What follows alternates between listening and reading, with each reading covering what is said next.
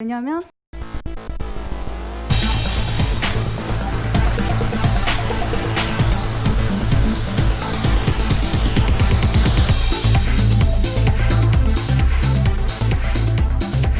을들의 당나귀 귀 시즌5 공개방송 영영 패미들의 토크 콘서트 B급 페미니스트 포스트 빨간 약 우린 어디에.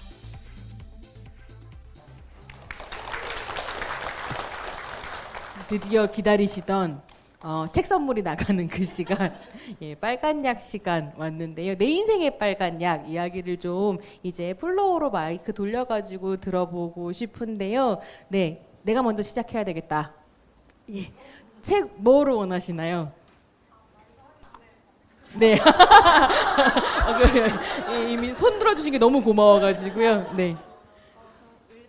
아, 예, 감사합니다.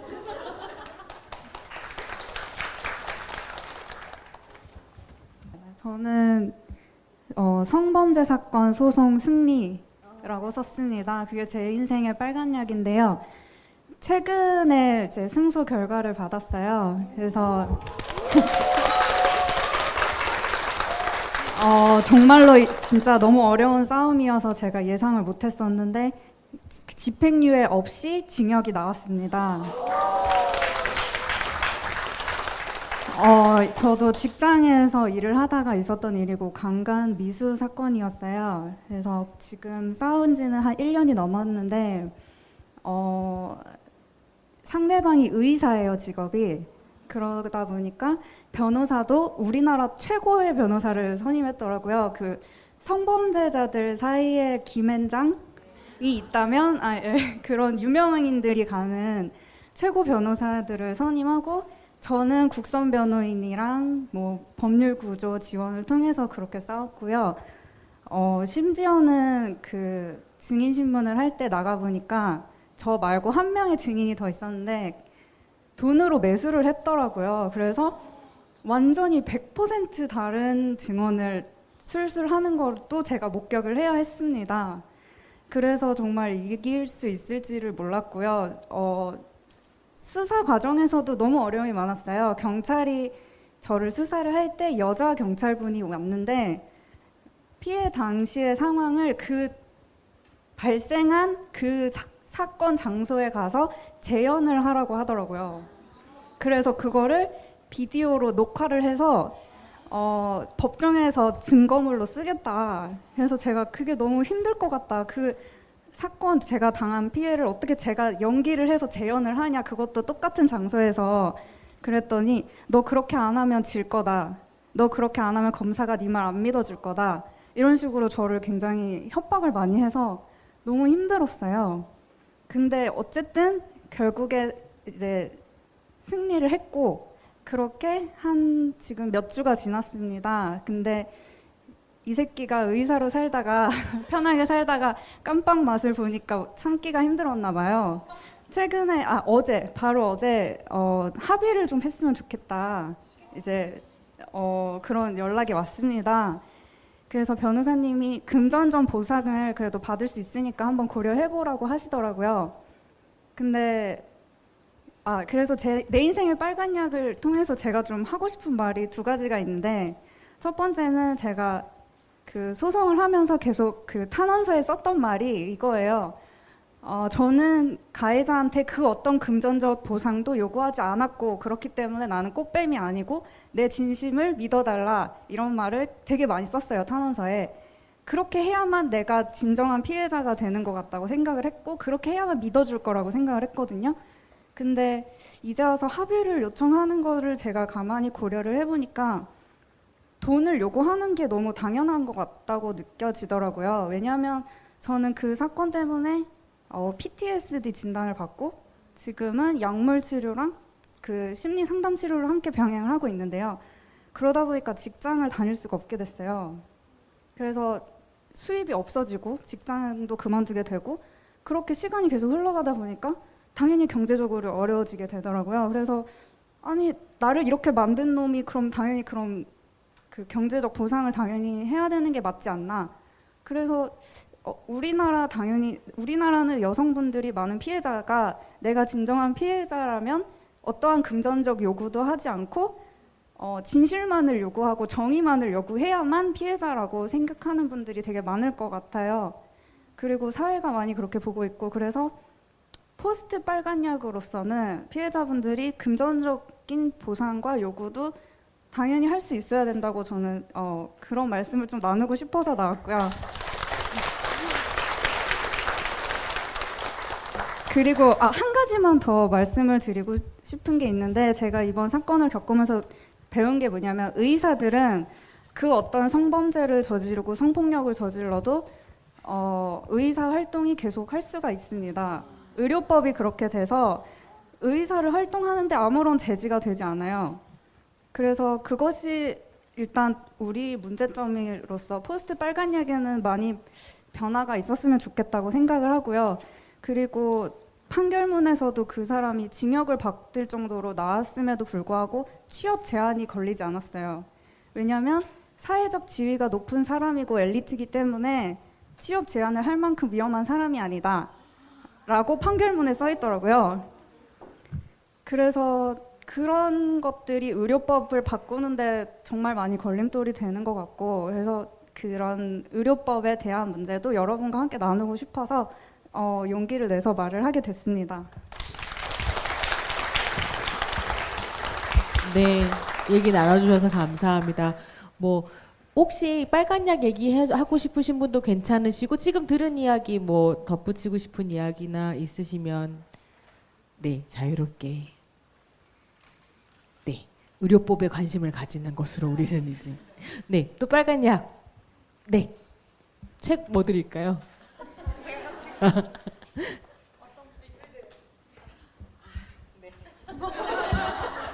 이만큼 많이 시장에서도 팔렸으면 좋겠는데요.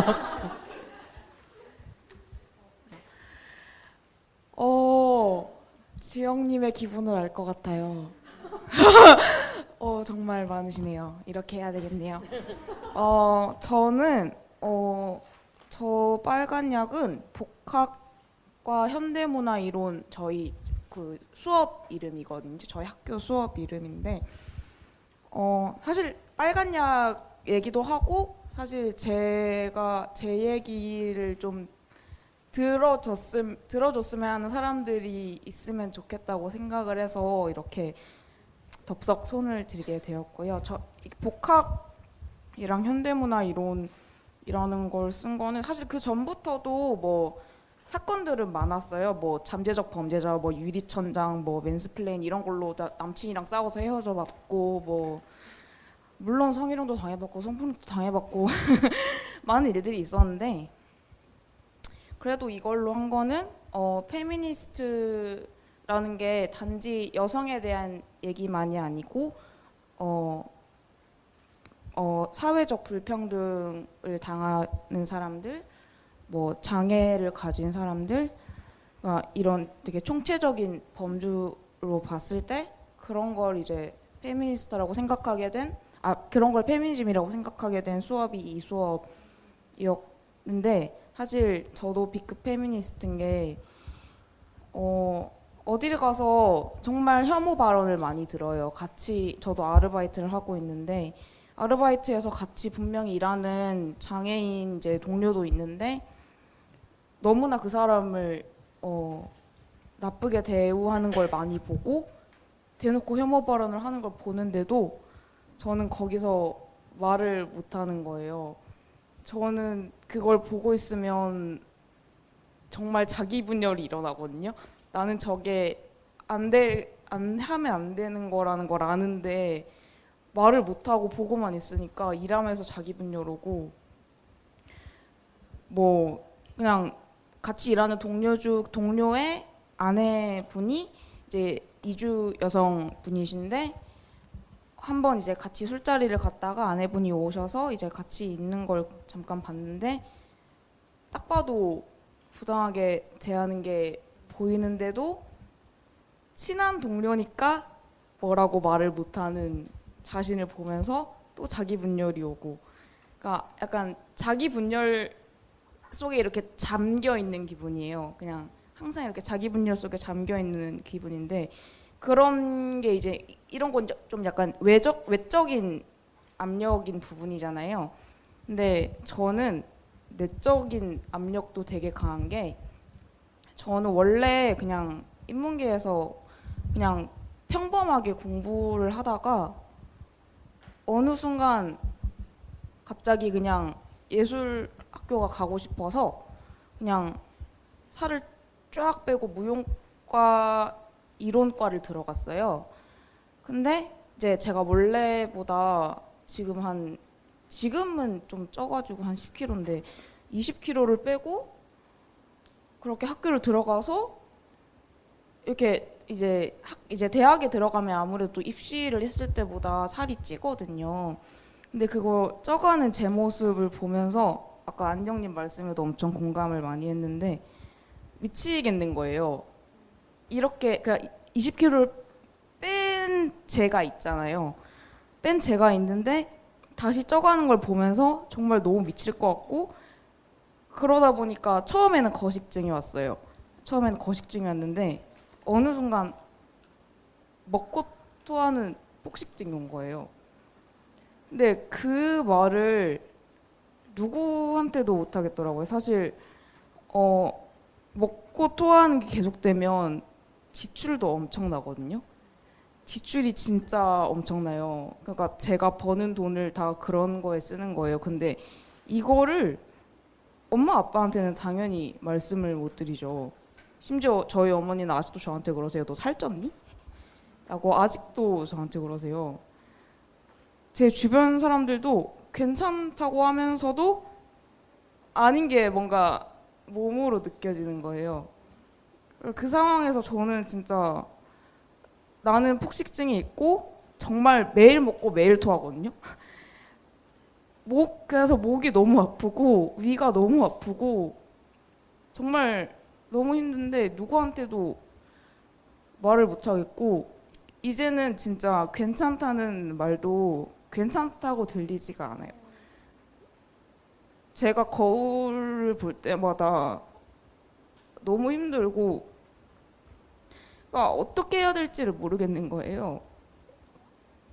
나도 나한테 괜찮다고 말을 못 하는데 누가 괜찮다고 해줄까라는 계속 이런 생각만 하다 보니까 친구도 없지 않았는데 이제는 친구들도 끊기고, 그게 너무 힘들어서 사실 지금도 어떻게 해야 될지 모르겠어요.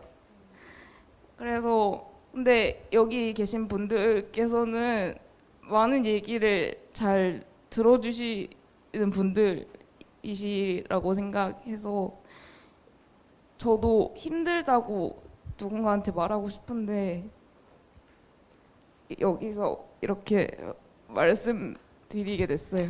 죄송합니다.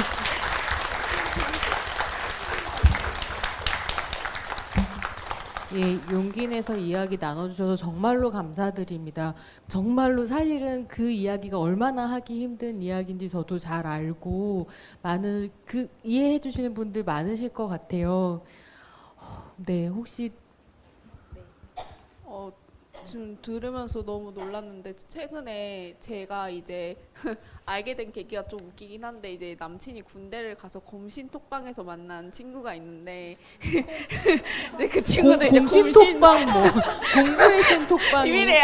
비밀이에요. 근데 그 친구는 이제 대구 경북대를 다니는 여자인 친구예요. 굉장히 이제 진짜 남자 선배들 외모 평가하고 교수님들 외모 평가하고 이런 게 일상 다반사인 학교인데, 그 친구가 제가 페미니즘을 하는 걸 알아요. 인스타를 보니까. 저한테 며칠 전에 저한테 아무한테도 말을 못했는데 누구한테라도 말하고 싶다고, 언니 들어줄 수 있냐고 해서 무슨 얘기를 했는데 똑같은 얘기를 하는 거예요. 자기가 살을 조금만 빼면 더 이뻐질 수 있지 않을까? 조금만 빼면 더 이뻐지지 않을까라는 생각이 들어서 먹토를 한대요. 근데 어느 순간부터는 이제 친구가 맛있는 걸 먹어도 빨리 먹고 가서 집에 토하고 싶다 이런 생각을 계속하고, 근데 그런 생각하는 자기 자신이 너무 화가 나고, 근데 그렇게 살이 빠지니까 사람들이 예뻐졌다고 그걸 하는데, 그걸 들으면 그럼 그 전에 내가 안 예뻤나? 얘는 내가 지금에서야 예쁜 사람인 것 같고 사람으로 보이나? 이런 생각이 들고 수업을 갔더니 발표한다 교수님 너 예뻐졌다 성형했니? 이런 식으로 얼평을 하고 근데 그런 상황에서 자기가 어떻게 해야 될지 모르겠다고 하더라고요 저한테.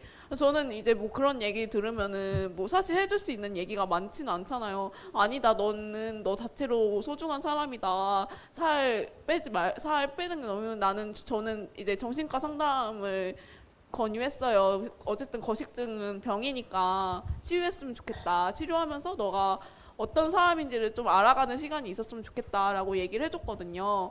근데 저는 사실 제가 체중이 마른 편이라 저는 살에 스트레스가 없는 줄 알았거든요. 근데 제가 최근에 이제 술을 좀 많이 먹으면서 처음으로 50kg를 찍었는데 그게 스트레스가 되는 거예요.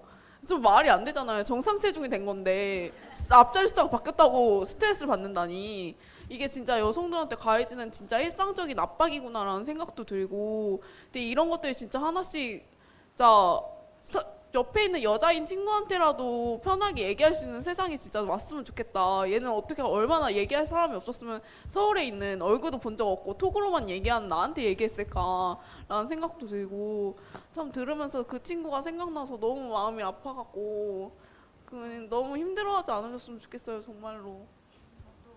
한마디.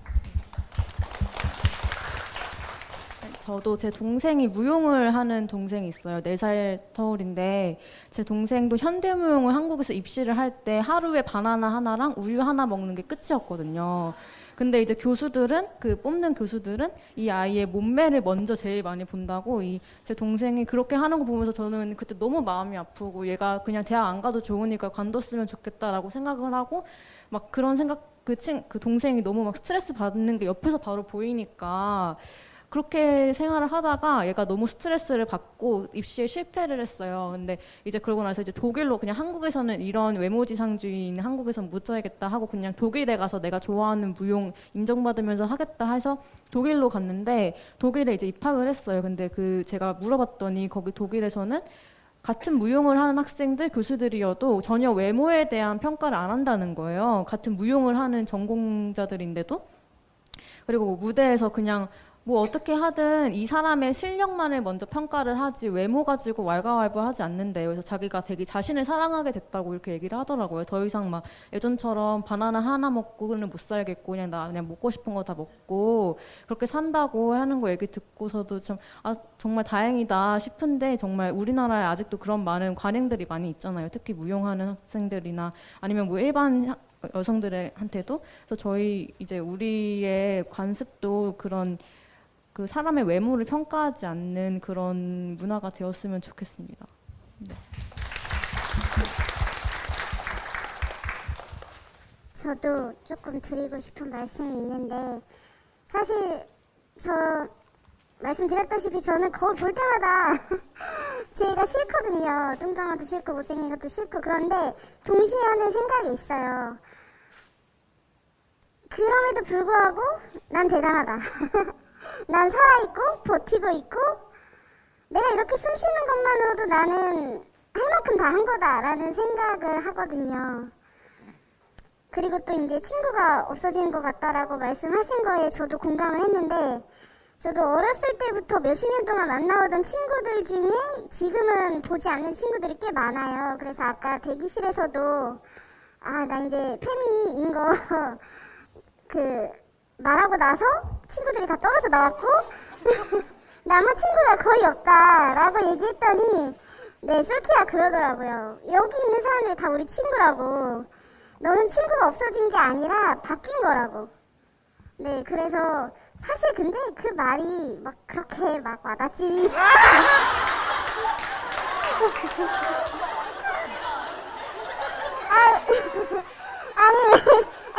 와닿으면서 와닿지 않는 게 왜냐하면 사실 살다 보면 페미하는 거 너무 힘들잖아요. 그냥 셔터 내리고 싶고 좀 쉬고 싶고 그런데 여기서 이제 만나신 분들은 셔터 내리면 못 만날 것 같고 그럼에도 불구하고 네, 우리 곁에 있는 사람들이 분명히 있다라는 거를 꼭 말씀드리고 싶었고요. 그리고 이 부분도 고민을 이미 충분히 하셨을 것 같긴 하지만 정신과 상담과 약은 매우 매우 매우 추천드립니다. 네, 그리고 의사 중에도 이상한 사람 너무 많으니까 네, 그 한 번에 만나고 아 역시 난 정신과 안 되겠어라고 하지 마시고 괜찮은 사람 찾을 때까지 조금 네네 화이팅입니다. 트위터에서 페미니스트 정신과 의사를 한번 잘 찾아서 트위터에 그런 정보가 많으니까 저는 페미니스트 아닌 정신과 의사를 만나서 좀 빡치거든요. 네, 상담도 있고요.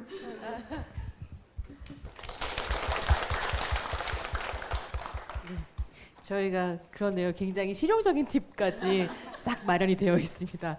네, 빨간 약. 예, 근데 아까 하셨으니까 네. 을당이요.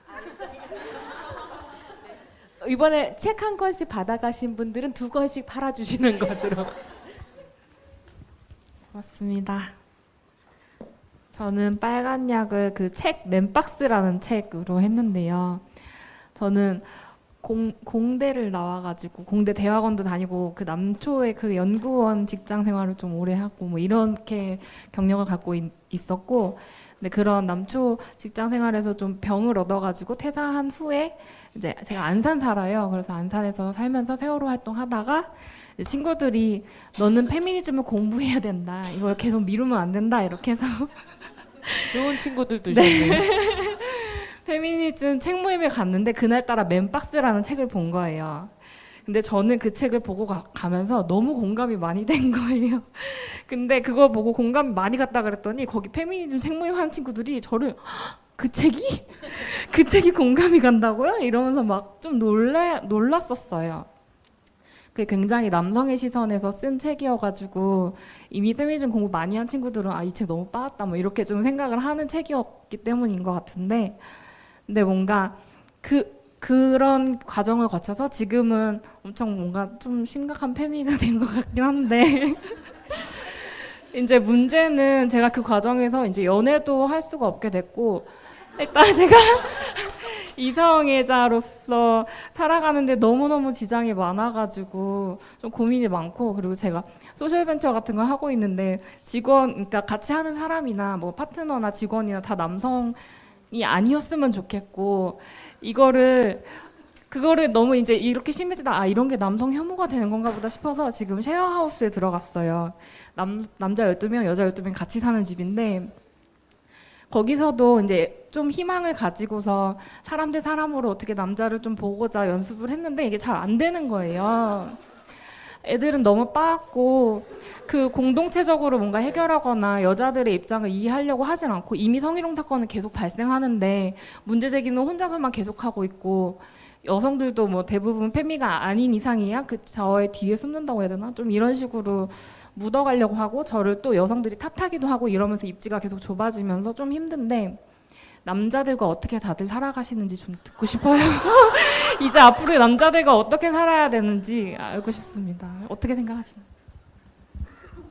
저희 그 사전 질문 중에 그런 거 있어서 정준영 사건 보면서 가까운 남성들과 어떻게 관계를 맺어야 될지 정말 모르겠다 하시는 분들 하시는 질문이 있었어요. 네. 네, 마라님, 네.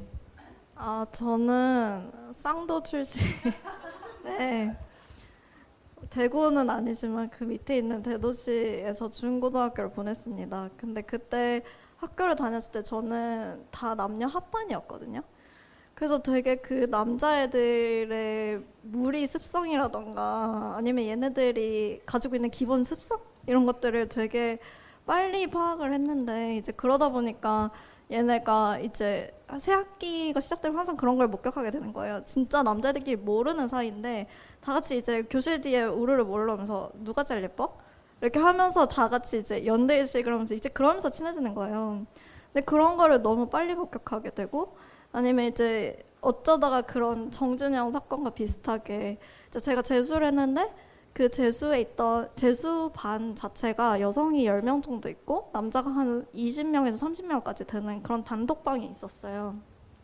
근데 이제 자기네들끼리 안다고 생각하는 그런 드립을 치는데 되게 섹슈얼한 그런 그 희롱이 될 수 있는 그런 식으로 하는데 근데 저는 다 알아듣겠고 가령 이런 게 있는 거예요. 그러니까 이제 창원에 가면은 그런 건물이 있거든요. 모든 걸 다 끝낼 수 있는. 그러니까 밑에는 이제 노래방, 이제 음식점, 노래방, 그다음에 이제 모텔 이렇게 이어져가지고 이제 거의 창원에 가면 이제 그런 식으로 이제 문화가 있다 이런 말이 많아요. 근데 이제 남자애들끼리 우리 남자들끼리 창원에 한번 가야지. 가서 한번 놀아야지. 이런 거를 20살짜리들이 그렇게 말을 하는 거예요. 그래서 이제 그런 걸 발견하고 뭘 하고 싶지만 뭘 하지 못하고 그냥 단톡방에 나오고. 이제 그러고 난 뒤에 엄청 심각하게 이제 이것들을 어떻게 극복해야 될까 생각을 하면서 결국에는 여대를 왔습니다.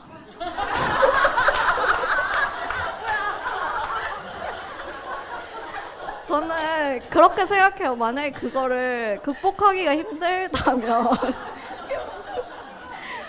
여성이 많은 공간에 그래도 가고 좀 더 내가 아직까지는 안전하다고 생각하는 사람들과 있으면서 극복을 하는 게 아직 사회가 발맞춰서 가지 않고 있잖아요.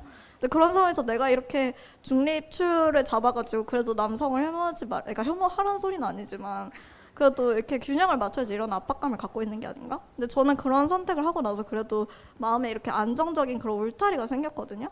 그래서 이제 이런 경험이 있으니까 이제 그나마 사회에 나가서 이제 남자들이랑 이제 그래 너가 사람일 수도 있겠구나 이렇게 생각이 이제 발전하게 되는 이제 여대라는 경험이 있었기 때문에 그래서 이제 그런 공간을 이제 찾기가 매우 어렵죠. 근데 이제 찾아 나서는 것도 방법이라고 저는 생각을 합니다.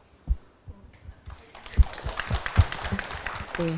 페미 반전 토크쇼 B급 페미니스트입니다. 또 혹시 또 조언해 주실 분 있으세요? 남자들과 어떻게 잘 지낼 수 있을 것인가? 예, 은유 작가님 말씀. 네.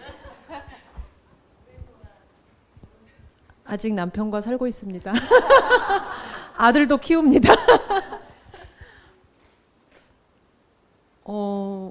어떻게 살지? 제가 사는 게 힘들어서 글 썼고요. 그냥 어떻게 사는지 너무 어렵고 복잡해요. 저도 그래서 아까 제가 중년 남성 트라우마 생길 것 같다고 했는데 저도 안 그래야지 그것도 어떻게 보면 편견일 수 있잖아요. 그러는데 또 그게 잘 안 되고 매번 가면 움찔움찔 놀래요. 그래서 이렇게 중년 남성들이 많은 강의를 마치고 나오면 무사히 끝났다. 항상 무사히라는 말을 생각을 하게 되고 그런 남성성의 불쑥한 노출에 저도 상처받고 폭력이거든요. 일종의 그런 것도. 그런 거 힘들고 집에서 일상에서는 저희 남편이 뭐 장점도 있고 단점도 있겠지만 일단 가부장지수가 좀 낮은 편이에요. 그래서 제가 같이 아직은 살고 있고 이제 아들이 문제인데 아들을 제가 잘 이렇게 훈육을 시켜야 되잖아요. 그래서 굉장히 노력하고 있어요. 그래서 아직까지는 예, 모르죠. 밖에 가서 어떻게 하는지는. 예, 그래서 그렇고 저한테 좀 어려운데 피하는 것만은 능사가 아니고 어디서 또 마주치게 되니까 그랬을 때 제가 저한테 거는 주문은 한꺼번에 바꿀 수는 없다라는 거죠. 그래서 그것도 어떻게 보면은 내 속도와 내 가치에 맞춰서 살아라라는 압력과 폭력이 될 수 있으니까 그냥 봐서 아웃시킬 사람은 아웃시키고 같이 갈 사람은 그냥 그 사람의 맥락에서 뭔가 내가 은근과 끈기를 가지고 성실하게 노력을 좀 해야 되는 부분이 있더라고요. 그래서 그렇게 체력이 닿는 한 예, 설득도 하고 대화도 하면서 살고 안 되고 힘들고 내 체력이 없으면 그냥 눈도 감고 예, 뭐 그렇게 살고 있어요. 저도 뾰족한 수가 없어요. 네. 네. 제가 이 시점에 은유 작가님 책 한 대목을 말씀드리고 싶은데 네, 은유 작가님이 이런 말씀을 써놓으셨더라고요. 남편에게 계속 이제 그 페미니즘 관련한 얘기들을 하고 얘기들을 나누고 계속 이랬는데 이렇게 쓰셨어요. 이론의 주입은 가능했지만 감각의 세팅은 불가능했대요. 이론의 주입은 가능했지만 감각의 세팅은 불가능했다. 그러니까 이 감각적으로 똑같이 빨래가 안 거치고 3일째 있어도 저는 불안하거든요. 그래 언제 건다 두고 보자. 이러면서 약간 벼르고 있는데 남편은 그거 전혀 안 보여요. 그래서 저게 뭘까? 나는 왜 저 빨래가 내 눈에만 보일까가 제 과제예요. 그래서 그런 집안일을 내 것으로 삼는 제 감각과 집안일을 자기 것으로 삼지 않아도 마음이 편한 남편의 감각, 그거 좁히기는 너무 어렵더라고요. 그래서 제가 빨래 얘기를 하면 말로 하면 되지 왜 짜증을 내? 또 저한테 그래요. 그 말도 맞긴 맞죠. 근데 하여튼 그거 좁히기 되게 힘들어요. 네. 진짜 이 감각의 차이를 어떻게 할 것인가가 우리에게 굉장히 남겨져 있는 과제인 것 같습니다. 네, 이제 마지막인데요. 이 책을 원하시는 분으로 가겠습니다. 네. 네. 저는 되게 두 가지를 썼는데 첫 번째는 그냥 다들 강남역 살인 사건이 되게 큰 하나의 그거 전환일 것 같고, 한 가지는 또 중절 수술인데 제가 이거 사실 빨간 약 하면은 되게 고민을 많이 했어요. 이거 쓸까 말까 하다가 네.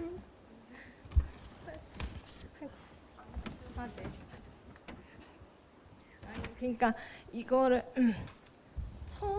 그 2016년에 중절 수술했는데 그 다음에 그 중절 수술 집회 갔어요. 제가 다큐멘터리를 하고 있고 집회에 갔는데 그 경험을 그러니까 타자의 경험을 앞에서 얘기하는 분들은 있어도 본인이 중절 수술한 경험을 공유하는 분들은 거의 한 분밖에 없는 거예요. 처음 뭐라 그랬죠? 처음 2016년에 처음 그 낙태죄 폐지 집회를 했는데 그때 저도 내 경험을 공유를 하고 싶다 했지만 되게 이거를 공개적으로 이렇게 발언을 하는 것도 되게 그런 두려움이, 그래서 이 빨간 약이 굉장히 제 인생의 이 페미니스트로서의 그거를 관통한 되게 경험이었던 게 일단은 처음에 그 좁은 화장실에서 그 테스트기를 보는데 두 줄이 나왔을 때 아빠가 날 어떻게 가만히 안 놔두겠지 막 이런 생각이 제일 먼저 들고,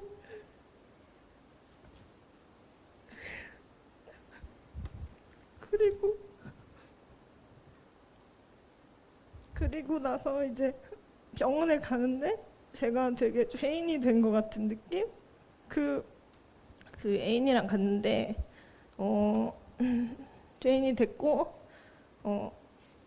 그러니까 이제 간호사 분들이 일상적인 업무를 해도, 그러니까 일상적으로 사람을 만나다 보면은 되게 그냥 업무 처리하듯이 하시잖아요. 근데 그거를 저도 막 내가 잘못해서 나한테 좀 차갑게 구시나 보다, 그러니까 이렇게 저는 더 그렇게 받아들이고, 수술을 하러 들어갈 때도 그냥 너무 좀 무서운데 그 무서움을 표하는 것도 약간 내가 잘못했으니까 뭔가 이런 느낌이 되게 온통 죄책감이 저를 갖고 있었던 것 같아요. 제가 수술하는 그 순간에도, 수술할 때는 그 의사님 오신다고 하는데 손에 막 그 삐삐삐 하는 그 심장 박동 그거를 꽂는데 선생님이 15분 뒤에 오신대요. 근데 이제 제 심장 박동 소리로 다 들리는데 누가 이제 복도에 오는 것 같으면 심장 박동 소리가 빨라져요. 삐삐삐삐 막 이러다가 다시 조용해지면 또 삐삐삐 막 이렇게 좀 느려지고, 그러다가 이제 수술을 되게, 그건 수술이라고 부를 수도 없는 진짜 짧은 시술이었고, 그 15분의 시술 그 하나로 제가 저를 너무 죄책감으로 엄청 한 2달 동안 되게 그렇게 못살게 굴었던 것 같아요. 그래서 그때 막 이게 모든 게 같이 사랑을 해도 사랑을 해도 나의 책임으로 내 몸에 물론 뭐 애인이 얼마나 슬퍼하건 그건 별개로 내 몸이 감당을 해야 되는 거고 이 아이를 낳아도 거의 육아는 전적으로 여성이 담당해야 되는 거 이런 것들이 그때 모두 다 보이기 시작하는 거예요. 그래서 이거를 굉장히 쓰고 싶은데 정말 제가 이거를 뭔가 쓸까 말까 고민하는 제 모습도 너무 좀 네 그래서 저는 제가 울 줄 몰랐거든요. 근데 이렇게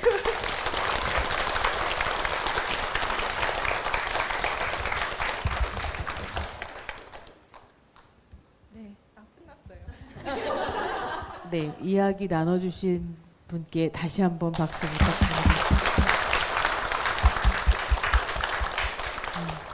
네, 얘기를 들으면서 계속 드는 생각은 우리에게 빨간 약이라고 하는 건 정말 다른 게 아니라 우리가 여자로서 이 세상을 살아가면서 경험하는 일들 구비구비에 빨간 약이 놓여 있고 왜 페미니스트가 아닌가라는 질문을 왜 너는 페미니스트니가 아니라 왜 우리는 페미니스트가 아니겠는가라는 질문을 오히려 하게 된다는 생각이 좀 드는 것 같아요. 네, 지금 얘기해 주신 것과 더불어 사실 또 여성운동에게는 아주 큰 과제가 하나 지금 남아있죠. 낙태죄 위헌 판결 받아내는 것일 텐데 혹시 뭐 솔키님 그 운동에 대해서 우리가 지금 뭘 해야 되는가 뭐 이런 것. 네. 예. 이번 주 토요일 3월 30일 3시 30분에 파이낸스 빌딩 앞에서 광화문 파이낸스 빌딩 앞에서 낙태죄 폐지를 염원하는 집회가 열립니다. 그래서 시간 되시는 분들 함께 해주시면 감사하겠고요. 이게 굉장히 중요한 시점이에요. 지금이 어쨌든 위헌 판결이 4월로 예정되어 있는 시점에서 열리는 집회이기 때문에 좀 여성들의 목소리가 좀 더 크게 들릴 수 있도록 해야 되는 시점이지 않나 그렇게 말씀드려 봅니다. 네, 그래서 오는 토요일 날씨도 좋을 테고요. 나가서 우리의 목소리를 모아서 헌재로 발사하는 그런 시간 됐으면 좋겠습니다. 저희 이제 좀 마무리를 해야 될 것 같기는 한데요. 내가 이 빨간 약 3분 안에 얘기하지 않으면 집에 가서 잠 못 잘 것 같다. 혹시 있으세요? 3분 되게 부담스러우시죠? 4분도 괜찮아요. 혹시 있으세요? 네, 괜찮으신가요? 그러면 오늘 뭐 계속 같이 함께 이야기를 나눴으니까요. 마무리하기 전에 소감 들으면서 좀 정리해 볼까요? 어느 분부터 해주실까요? 네, 지은님부터. 사실 저는 오늘 제가 전혀 모르는 사람들의 이야기를 이렇게 들으면서 그 사람의 이야기에 진심으로 공감이 되고 정말 안아주고 싶다는 그런 생각이 들었어요. 그래서 계속 앞으로도 뭐 이렇게 면대면으로 만나지 않더라도 뭔가 같이 소통할 수 있는 그런 자리가 계속 마련되었으면 한다는 생각이 듭니다. 네. 뭔가 저는 뭐 집회를 가도 이제 학교에서 제가 사람들을 모아서 가고 학교에서 무언가를 하더라도 이제 뭔가 같은 학교 내 공동체 사람이라는 그게 있으니까 다 아는 사람이라는 생각이 더 컸는데 오늘은 진짜 생판 모르는 그냥 여성이라는 공통점과 페미니스트라는 공통점 하나만으로 모인 사람들이 여기 있는 거잖아요. 그래서 많이 긴장도 되고 걱정도 됐는데 뭔가 페미니스트라는 거 하나만으로도 우리가 묶일 수 있구나라는 걸 또다시 느낀 자리였던 것 같아서 너무 좋았고 다음에 또 이런 자리가 있었으면 좋겠습니다.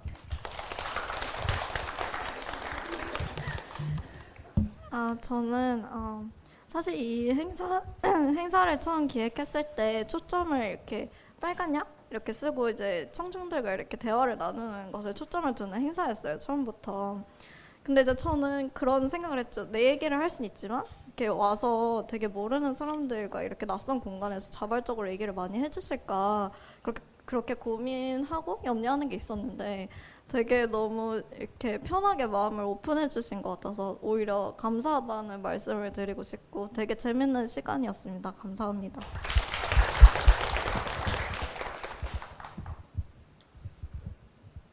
저도 저희 이야기 들어주시고 또 본인의 이야기를 해주신 점에 대해서 굉장히 감사드리고요. 사실 제가 여기 나오게 된 결심 중 또 말씀드리는데 그 결심 중에 하나는 내가 또 언제 이런 데 나가보겠어 라는 게 있었거든요. 근데 나와서 얘기하니까 참 좋고 다른 분들의 이야기도 더 많이 들을 수 있는 자리가 앞으로도 쭉 더 많았으면 좋겠습니다. 와주셔서 감사합니다. 네, 저도 같이 웃고 같이 울 수 있어서 너무 소중한 기억으로 남을 것 같아요. 예, 감사합니다. 네, 소중한 말씀들 나눠주셔서 너무 감사드리고요. 저는 이런 말씀 드리고 싶어요. 그러니까 제가 채식을 해요. 근데 고기는 안 먹는데 생선은 먹거든요. 근데 만두는 좋아해요. 이게 되게 어떻게 보면 모순적인 건데 사실은 이제 임산부들도 그런 얘기를 해요. 너무 스트레스를 받으면 담배를 펴도 괜찮다. 술을 한 잔 마셔도 괜찮다. 그리고 커피를 마셔도 괜찮다라고 얘기를 해요. 근데 여러분들이 가끔 너무 힘들고 어려울 때는 내려놓으셔도 괜찮습니다. 그게 저는 페미니스트라고 생각합니다. 옆에 있는 사람들은 항상 잊지 마시고요. 감사합니다. 네, 저는 팥방울을 사랑하게 될 것 같아요. 저에게 팥방울은 페미니스트여서 이상하게 공간에 대한 애착이 생기네요. 네, 마무리하기 전에 저는 광고를 몇 가지 하려고 하는데요. 다시 한번 페미워커 클럽 4기 모집 중이라는 것 잊지 않으셨으면 좋겠고 1년 후 당신이 주인공이 될 수 있습니다. 그리고 예, 저희가 준비한 스티커와 고구마가 남아 있습니다. 가실 때 하나씩 들고 가시고요. 세 번째 광고를 하기 위해 제가 광고 시간을 벌었는데요. 을들의 당나귀기 시즌 5가 돌아옵니다. 그래서 한국 여성 노동자의 페이스북과 트위터를 팔로잉 하시면 을당 업데이트 소식을 계속 받아보실 수 있을 것 같아요. 네, 그리고 끝나고 나서 전체 사진 한 장 찍을 테니까요. 나와서 함께 해주시고 얼굴이 나가는 게 별로이신 분은 별로라는 표현 이상하네요. 얼굴을 나가는 걸 원하지 않으시는 분은 손핏개수로 가르셔도 괜찮고 편하게 돌아가셔도 괜찮습니다. 오랜 시간 함께 해주셔서 감사드리고요. 저희는 또 찾아뵙겠습니다. 감사합니다.